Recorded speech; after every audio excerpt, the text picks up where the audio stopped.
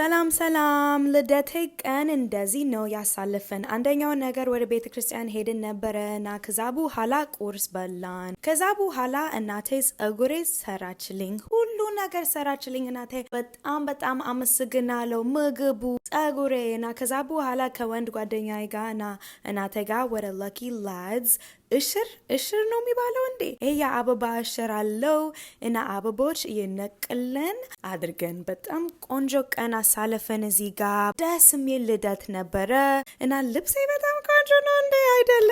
ወንድ ጓደኛዬ ሎስ አንጀለስ ካሊፎርኒያ ነው የሚኖር፣ ግን በኤሮፕሌን መጣልኝ ለልደቴ።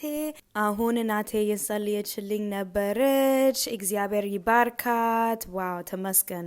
በጣም ደስ አለኝ በዚህ ሰዓት እና ትንሽ ብርድ ነበረ እና የዘነበ ነበረ፣ ግን ልደቴ ላይ ፀሐዩ ወጣችልኝ እና ስትገባ በደንብ ነው እያየችን እና ከዛ በኋላ ወደ እራት ሄድን ነበረ። ይሄ ራዲሽ ይባላል።